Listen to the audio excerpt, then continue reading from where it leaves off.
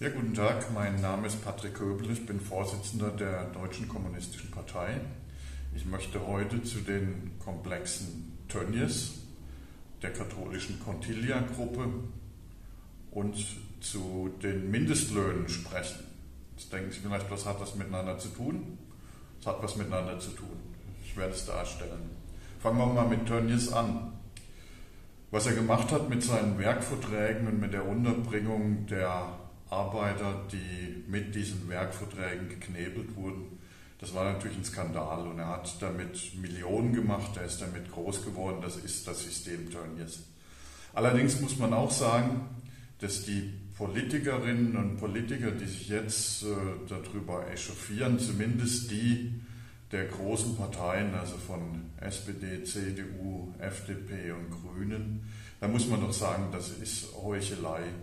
Denn sie haben die Voraussetzungen dafür geschaffen, die Gesetze, dass man heute mit Werkverträgen Menschen, die ganz normal arbeiten, als Unternehmer anstellen kann.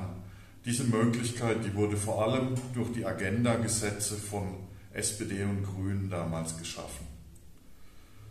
Das war also die NRW-Regierung und die Bundesregierung, die dort ihre Finger drin haben. Was hat das Ganze mit der katholischen Contilia-Gruppe zu tun? Die katholische Contilia-Gruppe betreibt hier in Essen mehrere Krankenhäuser.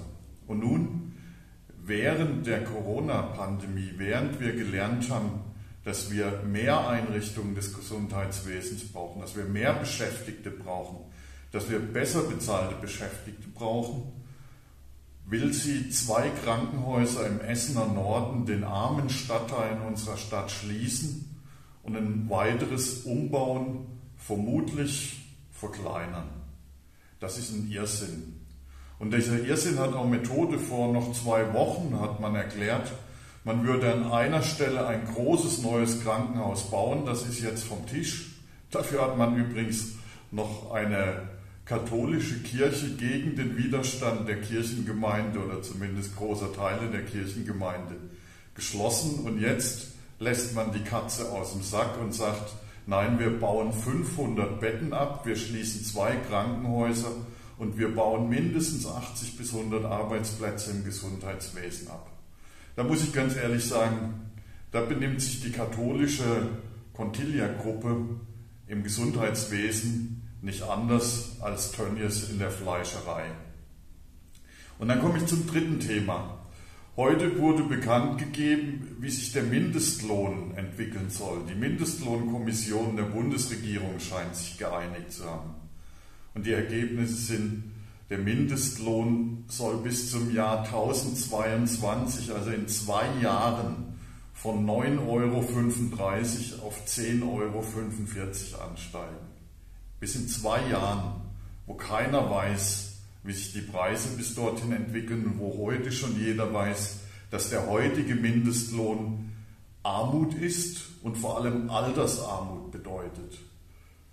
Diese Empfehlung der Mindestlohnkommission ist ein Skandal, die muss vom Tisch. Der Mindestlohn muss mindestens auf 12 €, ich meine sogar auf 15 € steigen. Und jeder, der eine andere Meinung ist, der meint, diese Empfehlung wäre okay, der soll mir bloß nicht kommen mit der Empfehlung, dass die Fleischpreise teurer werden müssen. Es ist doch nicht so, dass Menschen mit wenig Geld, dass die es gern mögen, wenn sie sich Tönnies Fleisch einkaufen müssen, dass sie es gern mögen, wenn sie auf den Cent gucken müssen, sondern sie müssen auf den Cent gucken, weil der Mindestlohn zu niedrig ist, weil Hartz IV zu niedrig ist. Und den Menschen jetzt zu sagen, naja, weil wir über Jahre zugelassen haben, was Tönnies macht, darum müsst ihr jetzt mehr bezahlen von dem Geld, das ihr gar nicht habt. Das ist ein völliger Skandal. Und diese Skandale, also Tönnies, die Contilia-Gruppe, der Mindestlohn und die irrsinnige Empfehlung höherer Fleischpreise, die haben tatsächlich einen gemeinsamen Nenner. Und diesen gemeinsamen Nenner, den kann man nachlesen in einem Buch von Karl Marx. Es ist der erste Band des Kapitals. Und er zitiert dort, er schreibt dort nämlich, Das Kapital hat einen besonderen Horror vor Abwesenheit von Profit oder sehr kleinem Profit, wie die Natur vor der Leere. Mit entsprechendem Profit wird Kapital kühn. 10% sicher und man kann es überall anwenden. 20%, es wird lebhaft. 50% positiv, waghalsig. Für 100% stampft es alle menschlichen Gesetze unter seinem Fuß. 300% und es existiert kein Verbrechen, das es nicht riskiert, selbst auf die Gefahr des Galgens. Und hier liegt das eigentliche Problem. Natürlich ist Tönnies ein Heuchler. Natürlich sind die Regierungsvertreter Heuchler. Natürlich sind die, die solche Mindestlöhne empfehlen, Heuchler. Und natürlich heuchelt die katholische Contilia-Gruppe. Aber das Prinzip, was dahinter steckt, das ist das Problem. Das ist der Kapitalismus. Danke.